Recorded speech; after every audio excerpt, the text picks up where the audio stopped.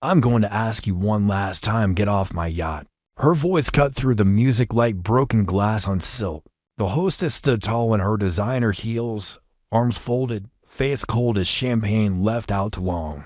Around her, polished guests in linen suits and flowing gowns turned their heads, pretending not to stare, but they were all listening, phones already tilted in quiet hands. He stood near the edge of the deck, one hand resting on the railing. The waves slapped gently against the hull, but tension crackled like static in the air. The woman took a step forward, her perfume clashing with the salt breeze. "I don't care what your invitation says. You don't belong here." A nervous laugh escaped someone behind her, glasses clinked. No one stepped in. The man she was speaking to, black, mid-30s, understated charcoal suit, looked down at his drink, then back up at her, calm, too calm. "Security's coming," she added, snapping her fingers toward a nearby waiter. "Unless you want to make this uglier than it already is." He hadn't said a word yet. Not one. And still the crowd had already decided. What do you think they saw? A threat, a mistake, a man in the wrong place. Because he wasn't loud, wasn't causing trouble, wasn't even standing near the VIP section.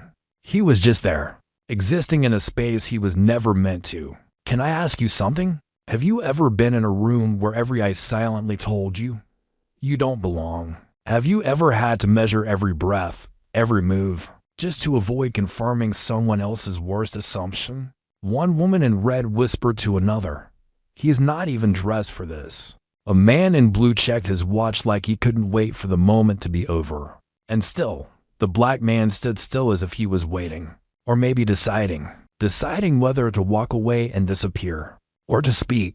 And that's when he took one step forward, lifted his chin, and said 5 words that changed everything. But those words, that moment, that was what made the entire yacht fall silent. And you'll want to hear exactly what he said. Because what happened next didn't just change the party. It changed everything. Have you ever seen someone so calm the whole room forgot how to breathe? If you have comment one word, calm. Or just tell me, what would you do if you were in his shoes? But hold on tight, because next, I'll take you back to the moment he first stepped on that yacht, and why that hostess was already watching him long before she spoke. He'd been on luxury yachts before, dozens, in fact. But this one was different. It wasn't the length of the deck or the shimmering lights. It wasn't even the way the champagne chilled in glass buckets near the piano. It was the way eyes moved when he walked past.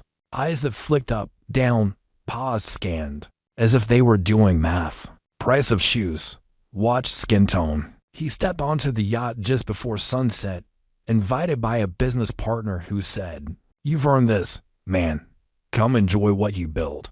What he built, because 10 years ago, he was washing plates on the docks just a few piers down, watching these same boats sail out full of people like her. People who'd never imagined the boy from the kitchen could end up funding 3 of the logistics firms that handled 70% of their overseas shipments. Funny how no one asked how he got his invitation, only whether he should have had one at all. As he climbed the steps from the dock, he'd already noticed her, the hostess. Stunning dress, perfect posture, champagne smile that didn't quite reach her eyes. She was laughing at something until she saw him.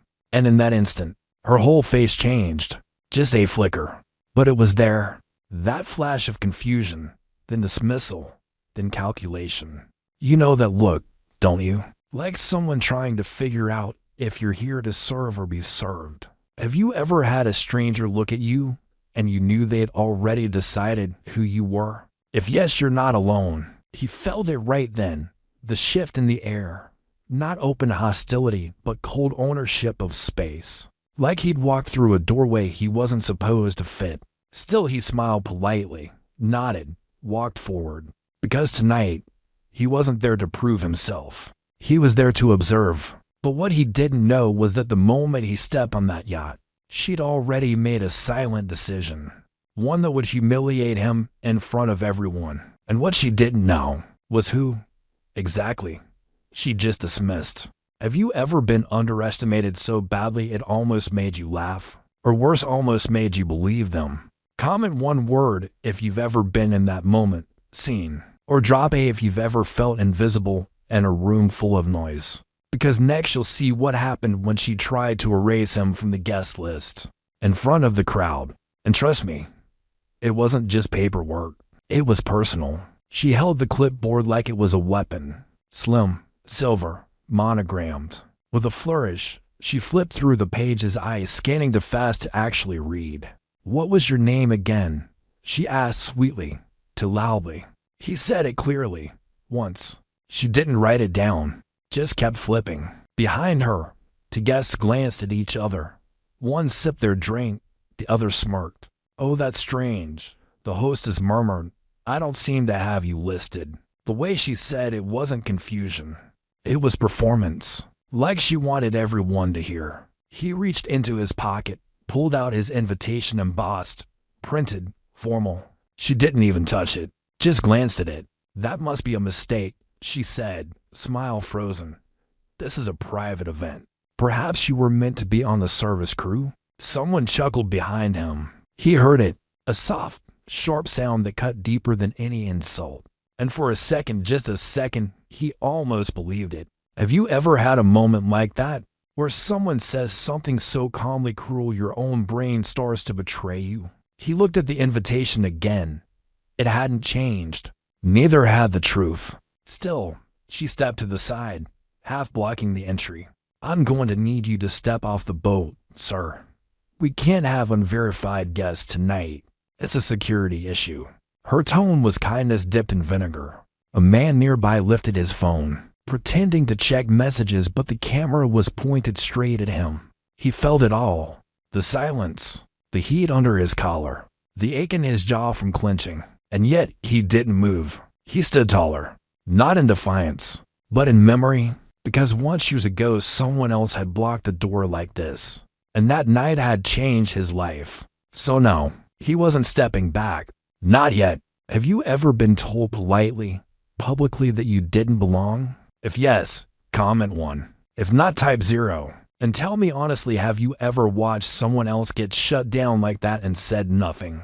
Because next she tries to make it worse. "Call security," raises her voice. And that was her biggest mistake.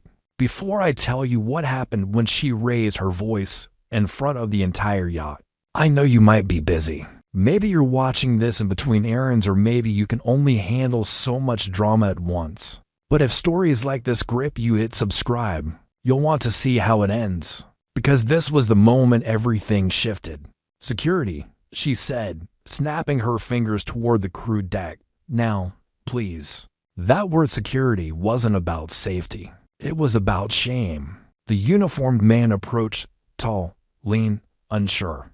The crowd hushed. Glasses paused midair. Forks hovered above plates of sea bass and truffle oil. The guard looked at the hostess, then at the man in the charcoal suit. He hesitated. "Ma'am, is there a—" "I said he doesn't belong here," she cut in, louder. Escort him off, now. The man in the suit didn't move, didn't flinch, but his hands slowly folded behind his back. A gesture not of surrender, but of control. And still no one stepped in. No one said, "Wait." No one asked, "Are you sure?" One woman whispered to her date, "This is so awkward." The man beside her muttered, "She's doing him a favor." Cameras turned. Someone began live streaming. Another guest leaned over and said, "Just leave quietly. Man, it's not worth it." But it was always worth it. Not to win, not to humiliate, but to be seen, truly seen just once. The guard took one more step forward. He looked uncomfortable. The black man looked him in the eye and said, quietly, "Do you know who I am?" The guard froze, his brow furrowed. Then he stepped back, just half a step, but it was enough. And the hostess? Her voice wavered. She hadn't expected the question. None of them had, and that was the first crack in the facade. Do you think most people would have walked away by now? Would you? Comment stay if you'd hold your ground. Comment go if you'd walk out with your dignity. There's no wrong answer. But next he says one sentence. Just one. And everyone, including her, would wish they'd never pushed him that far. Don't pull that card with me. The hostess's voice sliced through the stillness like a cracked champagne flute. You people are always looking for a way in. always pretending you belong. And there it was, the moment no one could take back. The air went stiff, even the wind seemed to pause. The security guard blinked once and shifted his stance. A man near the bar lowered his drink without sipping. A woman in heels turned away like she hadn't heard. But they all had, and not one of them spoke. He could have said 100 things right then. He could have raised his voice, could have listed his credentials, could have thrown the entire yacht into chaos. But instead, he just looked at her, long and quiet, and said, "Call your event manager. Tell them the investor just arrived." That sentence, just that, you could feel the words drop like weights into the ocean. No shouting, no defense, just truth. And suddenly the room changed. Faces tensed. Someone near the buffet whispered, "Wait, what did he say?" Another voice, "Investor." The hostess stared at him. The color drained from her face slowly, like light leaving the sky. She tried to recover. "That's I don't think." But he didn't say another word. He didn't have to, because now everyone was watching her. Not him, her. Have you ever watched someone's power melt away one syllable at a time? Have you ever wished you could take back the way you treated someone too late? Comment one word that comes to mind in that moment. Shift. Because next the phone call happens. And when the voice on the other end speaks, let's just say it doesn't just confirm who he is. It exposes who she really is too. She stared at him like she hadn't heard correctly. But she had. Everyone had. Silence spread like smoke over the deck, thin at first, then choking. She cleared her throat, lifted her phone, tapped fast, fingers twitching just slightly. "Hi, yes," she said, tone clip. This is Cassandra, from the charter event on deck 7. Pause. Her voice dropped. "I have a situation. There's a man here claiming to be an investor, says he's on the guest list. But his name doesn't appear." She flinched. Whatever the voice on the other end said, it hit hard. "Yes," she said, eyes darting. "I understand."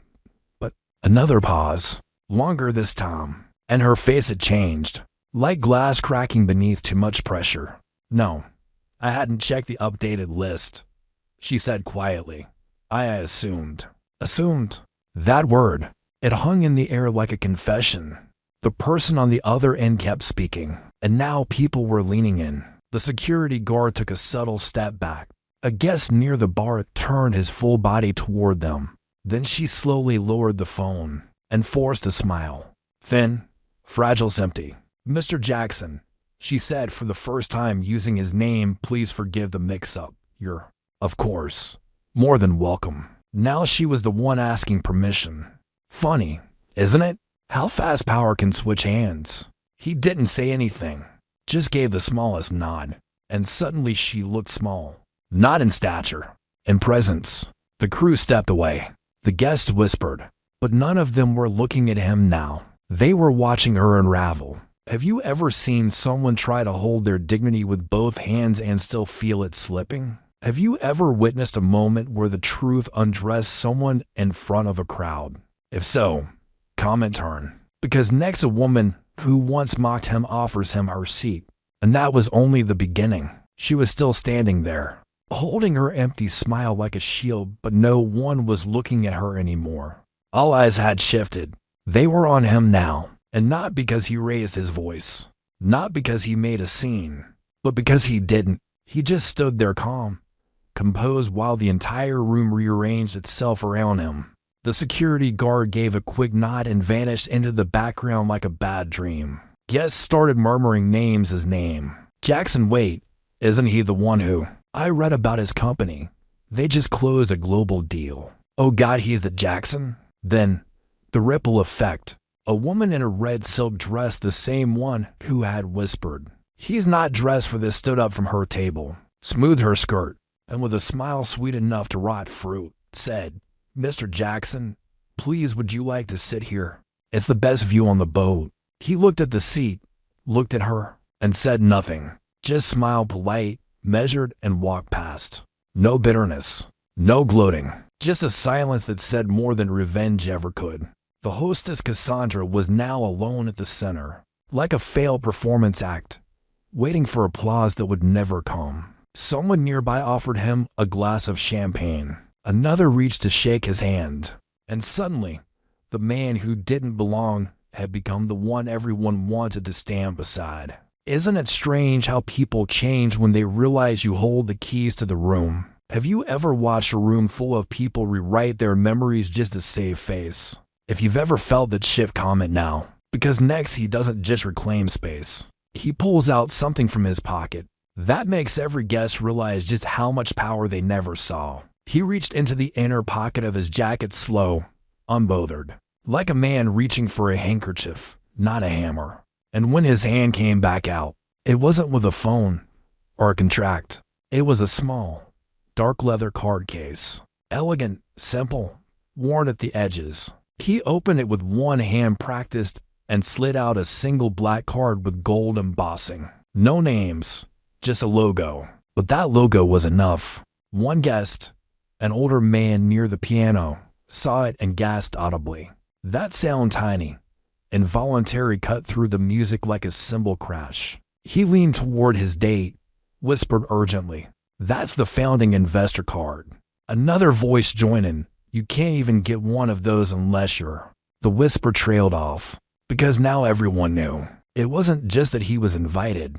He built the stage they were standing on. Cassandra, the hostess, stared at the card as if it had teeth. Her lips parted, then closed. She tried to recover, but her voice was threadbare now. "I wasn't aware you were affiliated on that level." He tilted his head gently. "No need to apologize," he said calmly.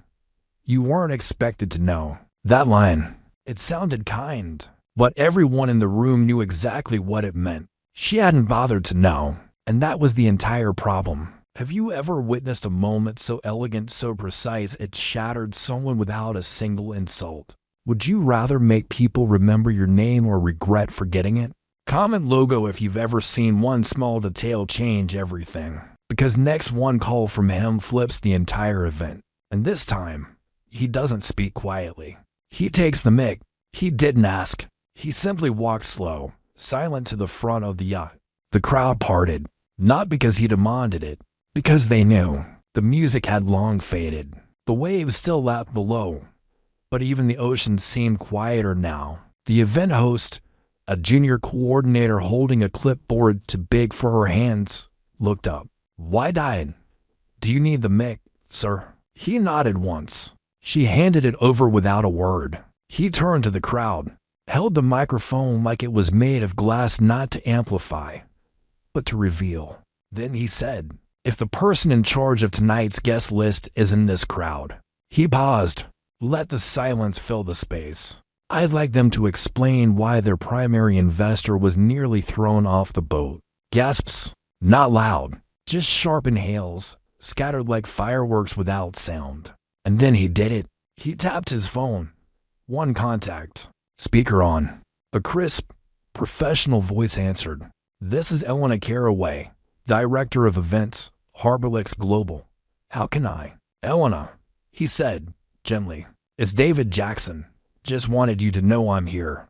Pause. Then, over the loudspeaker. "Oh my God, David, yes, we saw your name checked in. Thank you for attending. The entire event was approved by your foundation. Are you enjoying the evening?" Someone dropped a glass. No one picked it up, because no one moved. He looked toward Cassandra, whose face had gone blank. She wasn't blinking. Elena continued, unaware. "We briefed the local team that you'd have full oversight. Do let me know if there are any issues." He smiled. "No issues now, Elena. Thank you." Click. Silence. Not a soul spoke. He didn't look at the crowd. Didn't need to.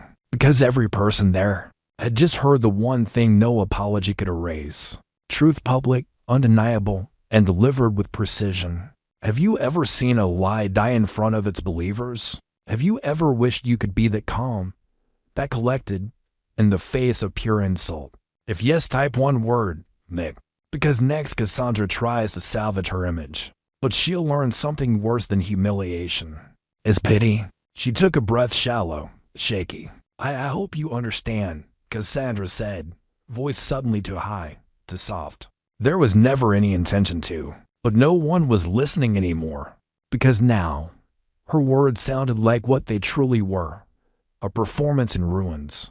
David didn't look at her. He was done with her. And somehow, that was worse than if he had shouted. Much worse. The crowd, sensing the shift, began to reposition themselves. One guest, earlier bold with laughter, now sipped quietly in the corner. Another man who had whispered, "He doesn't look the part," earlier turned his back entirely, as if to erase himself from the scene. And then a slow clap. One person. Then another. Not wild applause. Not celebration. Just recognition. Recognition that a wrong had unfolded in plain sight and that the one who was wronged had handled it with more grace than anyone deserved. Cassandra still stood there, holding her now pointless clipboard, her voice reduced to breath. "I'm truly sorry, Mr. Jackson." He turned his head slightly. Not enough to face her, just enough to say, "Not everyone gets a second chance to make a first impression." That line, it hit harder than any public call-out, because it wasn't vengeance, it was closure. And that's the thing about dignity, it doesn't need to scream to silence a room. Have you ever watched someone lose everything not because they were attacked, but because no one believed them anymore? Have you ever felt the moment when fake smiles dissolve and only truth remains? If yes, comment clear, because next he reflects on what this night really meant. And you'll want to hear that, because it's not just about class. It's about a whole system built on who's allowed in. He stood quietly on the deck, the night breeze brushing past him like a soft reminder. The city lights flickered far away, but here on this yacht the brightest light was the truth that had just been revealed. He thought about how easy it was for people to decide who belongs and who doesn't, not with loud words or hateful acts, but with silence, with invisible lines drawn in the sand, with judgments based on skin, on clothes, on where you came from. It wasn't just about a party. It was about a system, a world built to keep some out and others in. And yet, in the midst of all that, he realized something important. Power isn't just about the cards you hold. It's about how you play them, about standing tall when the room wants you to shrink, about showing grace when they expect anger, about letting your presence rewrite the story without saying a word. Have you ever felt invisible in a room full of noise? Have you ever been judged before you spoke? If you have, you're not alone. But here's the thing. Sometimes the greatest power comes from simply being yourself, from refusing to disappear, from speaking your truth calmly, firmly, until they have no choice but to listen. So I want to ask you, next time you feel out of place, or underestimated, or overlooked, what will you do? Will you walk away quietly, or will you step forward and change the entire room? Comment one word that describes how you'd respond. Because the story isn't over yet. There is still one last moment, one last lesson, and that is where it gets unforgettable. He took one last look at the yacht's glowing silhouette against the night sky. A world of luxury, power, and privilege. A world that almost told him he didn't belong. But he did, and so do you. Because no one gets to decide your worth. Not your skin, not your background, not the clothes you wear. You are more than what they see, more than their assumptions. And every time you choose to stand tall, to speak calmly and confidently, you remind the world that power lives within. So remember this. Never let anyone tell you where you don't belong. Because sometimes the most powerful thing you can do is simply show up and be yourself. Thanks for staying with me till the end. If the story moved you, or if you've ever felt underestimated like David Jackson, drop a comment below and share your own story. And don't forget, there are many more stories like this coming soon. So hit subscribe, because the next one, it's even more unbelievable. Until then, keep standing strong. And remember, you belong.